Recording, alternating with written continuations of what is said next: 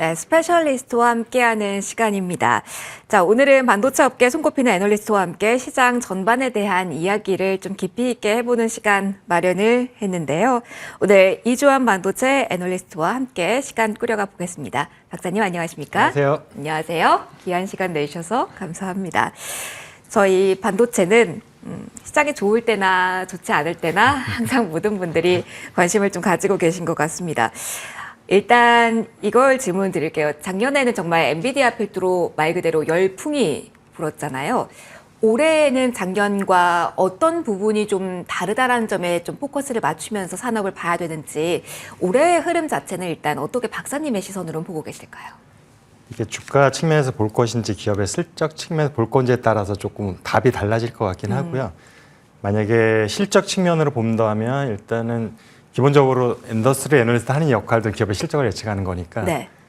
반도체 사이클상 하반기로 가면은 이제 다시 다운턴으로 들어가 불황기로 진입을 하기 때문에 전반적으로 시황이 좋아질 수는 없는 상황인데 유독 HBM을 생산하고 있는 SK 하이닉스 같은 경우는 여전히 실적이 좋을 것 같다. 왜냐하면 엔비디아 역시 실적이 좋을 것으로 예상이 되기 때문이고요.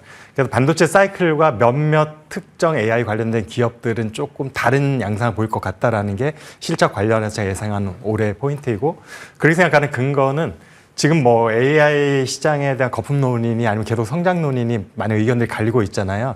심지어 전문가 사이에서도 의견들이 많이 갈리고 있는데, 제가 볼 때 올 연말까지는 빅테크 기업들이 결국에는 얼마나 기업 데이터 센터 투자를 해주냐에 따라서 연쇄적으로 엔비디아와 하이닉스, HBM이 이제 팔리는 구조이다 보니까. 그런데 제가 알기로는 양사 모두 올 연말까지는 생산 물량이 거의 다 이제 구매하겠다는 고객들의 물량이 꽉 차 있는 걸로 알고 있어서 연말까지는 사실은 AI 관련한 엔비디아 칩이나 HBM 수요는 견고할 거라 보고 있어서 실적 좋을 것 같다. 하지만 단지 이제 반도체 전반적인 다른 제품까지 보면은 네. 그렇게 좋지 않을 수밖에 없는 게 하반기로 가면 이제 사이클상 불황기 들어가기 때문에, 그래서 결국에는 HBM이나 엔비디아의 AI 칩 관련된 비중이 높은 기업들은 실적이 여전히 좋겠지만 그 수혜를 누리지 못하는 반도체 섹터의 기업들은 실적도 안 좋아질 가능성이 있다는 것이고, 주가를 갖고 놓고 보면은 지난밤에도 엔비디아가 뭐 굉장히 많이 IT 주가 전반적으로 폭락을 했잖아요. 맞아요. 그래서 최근에는 뭐 2차 전지와 반도체가 한쪽이 좋으면 한쪽은 조금 안 좋고 이게 반복됐었는데, 어제는 양쪽에 모두 다 그죠. 폭락을 해버려서 심지어는 이제 테슬라까지도 15% 이상 폭락하는 그런 장세가 보여서 결국에 한국도 오늘 오전장 보면은 역시 그 여파에서 벗어나지 못하는 것을 보고 있는데, 사실 이렇게 폭락하는 거는 그냥 일시적인 것으로 일단 저는 생각이 되고 있고, 최근에 많이 받는 질문들이 작년 고점 대비 나스닥의 기술주들이 굉장히 폭락을 많이 했거든요. 그렇죠. 하락폭이 크거든요. 네. 그래서 이것이 완전 추세 전환이 된 것인지 아니면 지금이 하락 기회고 올해 다시 상승할 것인지에 대한 질문을 제가 가장 많이 받고 있는데, 어떻게 보면은 나스닥이 지금 원래 주가가 어떤 나스닥 IT 기술주 같은 경우들은 이제 금리가 인하가 되면은 오히려 PER이 고평가되는 성향이 있기 때문에 주가는 유리한 측면이 있는데, 네.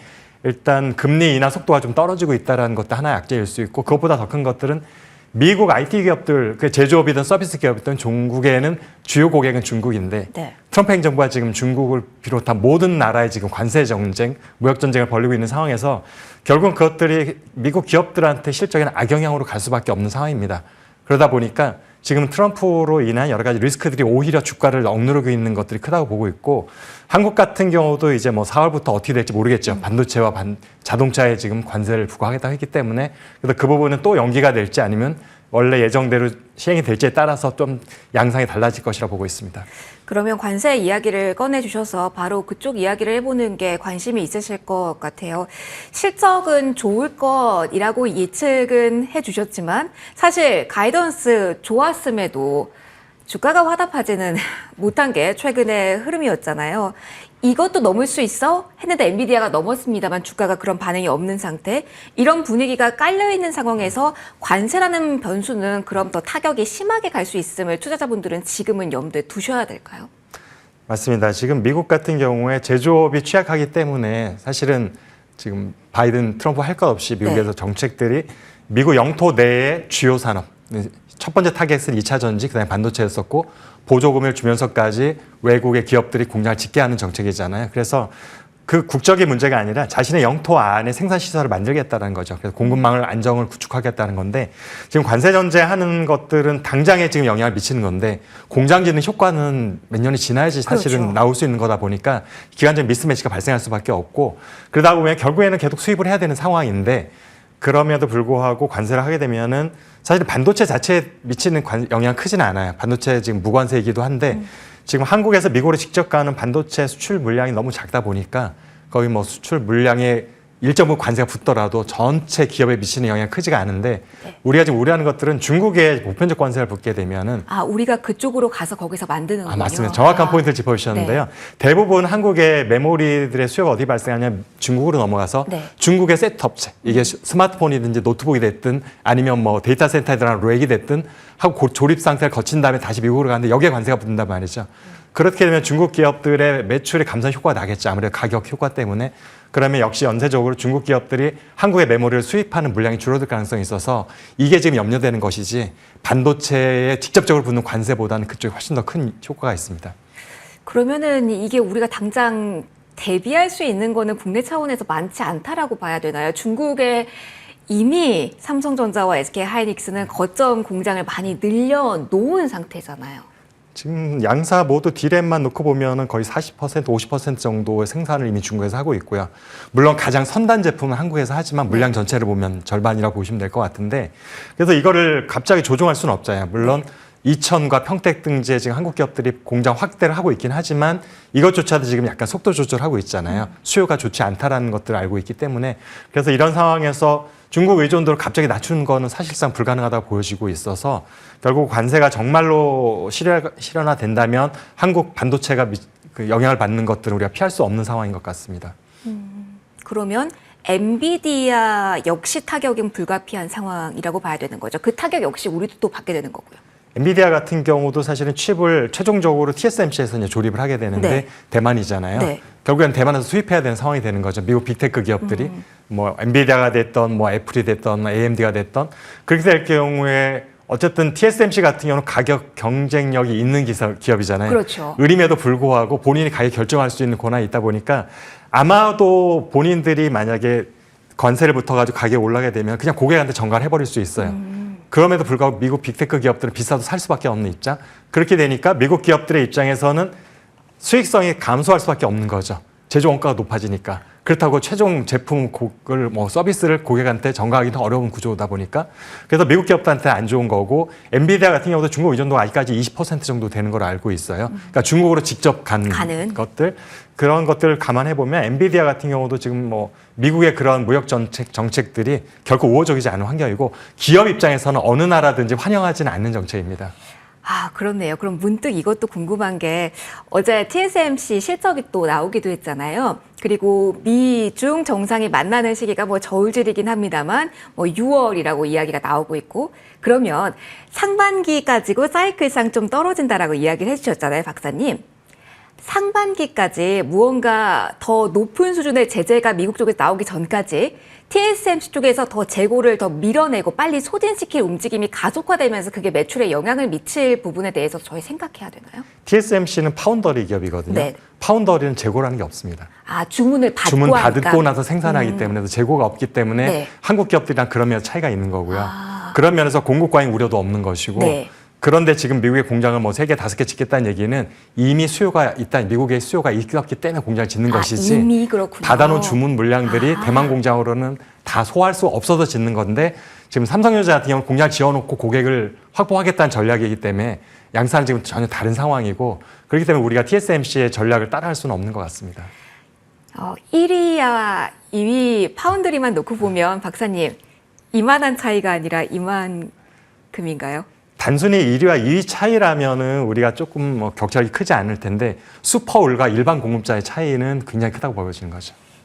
그러면 뭐 삼성전자 사측에서도 이야기를 했지만 올해 삼성전자가 주력을 조금 하면서 힘을 쏟는 부분은 파운드리 쪽이 아니라 그 다른 쪽이라는 것에 대해서도 어느 정도 납득이 될 만하다고 박사님 보시는 걸까요? 삼성전자가 원래 본인의 본업이 메모리잖아요. 네. 제일 잘하는 것들. 근데 메모리가 잘하고 있으면서 이제 사업 다각화와 또한 확장을 위해 가지고 파운더리 시작을 했던 네. 건데 근데 지금 작년부터 올해 사이에 보면은 삼성전자가 메모리 자체에서 어려움을 겪고 있는 것들을 우리가 많은 기사를 통해서 그다음에 네. 내부적인 DS 부문장이 직원들에게 뿌린 메일에서도 이미 그런 것들이 맞아요. 감지가 되고 있어서 본연의 어떤 코어 비즈니스가 흔들리는 상황에서 확대한다는 건 의미가 없잖아요. 그렇죠. 왜냐하면 이게 존재 자체가 지금 흔들릴 수 있는 거기 때문에 그러다 보니까 파운더리 쪽엔 조금 힘을 빼는 거죠. 투자에서도 힘을 빼고 인력 재배치에 있어서도 오히려 파운더리에 보냈던 인력들을 지금 DS 부문으로 다시 모셔오고 있는 이런 양상이다 보니까 지금 어떻게 보면 시장 점유율만 놓고 보면 삼성전자 시장 점유율이 점점 낮아질 수밖에 없는 상황이고요.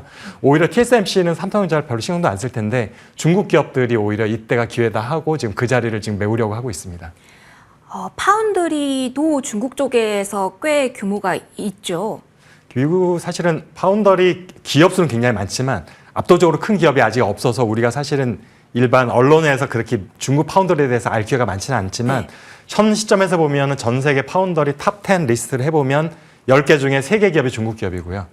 그다음에 그중에 가장 잘하고 있는 SMIC 같은 경우는 삼성전자 바로 밑에 3위를 차지하고 있는데 시장 점유율이 3%포인트밖에 차이가 안 나기 때문에 이게 작년 3분기 상황이라서 네. 4분기에 지금 정확한 시점이 실적이 안 나왔지만 삼성전자가 8%라는 다른 매체 기록이 나오고 있는 걸로 봐서는 변동이 좀 있었을 것 같습니다. 그러면 삼성전자는 박사님 올해의 지금 주가 수준을 보면 많은 분들이 마음 아프신 수준, 그리고 우리가 삼성전자라는 기업 자체를 생각했을 때도 메모리 하면 우리 자랑스러운 이었는데 마음 아픈 그 구간이기 때문에 HBM에서 무언가의 성과가 하나 나오면 작년에 나왔어야 되는데 올해도 변할 수 있을까요? 아니면 박사님의 시선으로는 그것보다는 뭐 지금 인력을 많이 배치하고 있다고 했으니까 삼성전자가 메모리 쪽에서 원하는 드라이브는 그것보다 올해는 플러스 알파가 되어야만 하는 상황일까요?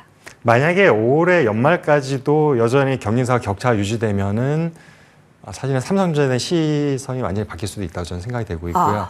어떻게든지 올해 하반기쯤에는 HBM과 D램 5세대, 6세대에서 경쟁하고 있는 다른 D램 업체들하고 동등한 수준에 서야지만 사실은 삼성전자에 대한 현재 주가 수준도 유지될 수 있다고 보고 있거든요. 현재요? 만약에 올해 안에 캐치업을 못하게 되면 저는 4자로 내려가는 것도 내년에는 가능하다 보고 있어서 삼성전자 입장에서도 아마 그런 상황을 바라고 있지는 않을 거라 생각이 돼서요. 그래서 지금 지금 할 수 있는 모든 전략을 다 지금 추진하고 있는 것 같고, 그래서 가장 좋은 거는 하반기쯤에 HBM4라고 하는 6세대가 상반기는 어려울 것 같고요.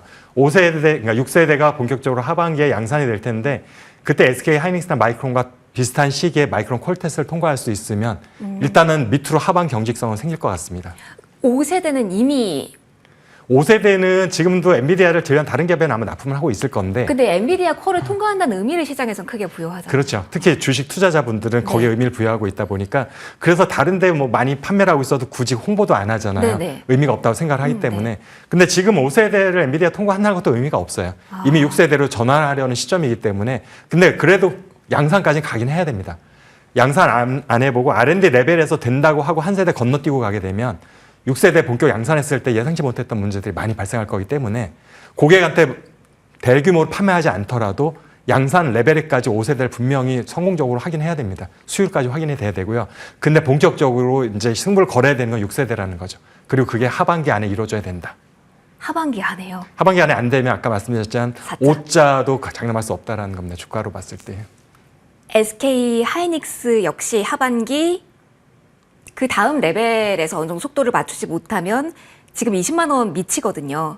SK 하이닉스 역시 엔비디아와 따라가던 그걸 기억을 하시기 때문에 SK 하이닉스 역시 위기를 느껴야 되는 상황이라고 정리를 해야 될까요? HBM 시장이 올해까지는 좋을 거기 때문에 실적만 놓고 보면 네. 올해까지는 사실은 큰 위기는 없다고 보는데 아까도 초반에 잠깐 언급드렸지만 과연 이 시장이 계속 성장할 수 있을 것이냐, AI 관련된 주변의 모든 제품들이 그 시점이 올해까지는 유효하지만 내년이 되면은 변수가 많이 생길 거라고 보고 있어서 일단 빅테크 기업들의 AI를 활용한 데이터 센터 구축하는 전환 수요가 연말이면 2년 동안 투자를 굉장히 많이 했기 때문에 일단락이 될 거라고 보고 있고요. 내년에도 과연 작년과 올해만큼의 투자를 할 것이냐 부분은 저는 여전히 퀘스천이라고 생각이 되고 있고 그렇게 되면은 증가는 하겠지만 성장률이 굉장히 현저하게 낮아질 가능성이 있게 됩니다. 그러면은 SK 하이닉스 같은 경우도 그것에 대한 준비를 지금 하고 있지 않다면 갑자기 HBM만 믿고 그쪽에만 투자에 올인하고 있다가 갑자기 시장이 꺾이게 되면은 거기에 충격이 굉장히 클 수 있는 거죠. 그래서 올 한 해 동안 HBM에서 벌어들인 돈으로 네. HBM이 아닌 다른 쪽의 경쟁력이 높은 곳들에 더 많은 투자를 하는 것들을 저는 좀 추천드리고 싶습니다. 어느 쪽 투자 이야기를 하시는 걸까요? 일단은 D램으로 보면 차세대, 6세대, 7세대가 빨리 나와주는 게 중요하다고 생각이 되고 그 외에 사실은 현재로서는 아직 가시적인 영향이 나오고 있지 않기도 하지만 같은 HBM 내에서도 좀 더 성능을 높일 수 있는 것들이 있잖아요. 네. 예를 들어서 구립에서는 광 케이블을 바꾼다든지 유리판을 도입한다든지 네. 하는 부분들이 있을 수 있고 그다음에 아마도 내년 후년으로 가면 딥시크 R1의 영향이 본격화될 것 같은데요. 투도 나온다는 이야기 투가 있던데요. 곧 나올 것 같고요. 네. 결국 그 영향이 뭐냐 하면 비싼 칩이 아니더라도 비슷한 퍼포먼스를 낼 수 있다. 알고리즘만 잘 짜면 네네. 결국엔 소프트웨어 능력이 중요하다는 얘기가 되기 때문에 이렇게 되면은 굉장히 비싼 HBM 대신에 원래 엔비디아도 옛날에는 GDDR을 써서 AI 칩을 만들었거든요. 네네. 다시 GDDR로 돌아갈 가능성이 있어서요. 아. 그렇게 되면은 시장은 커지겠죠. 네. 가격이 떨어지니까.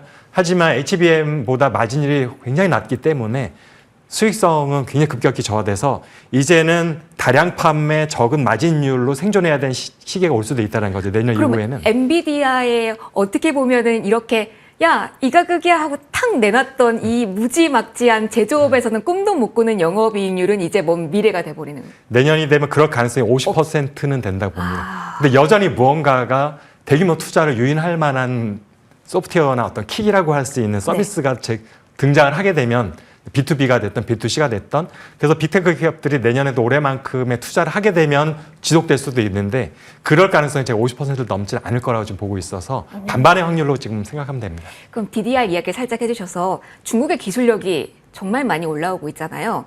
노광 장비 뭐 자체 생산 이야기까지도 흘러나오는 루머가 나오고 있는 상황이라서 만약에 3분기부터 루머는 그렇더라고요.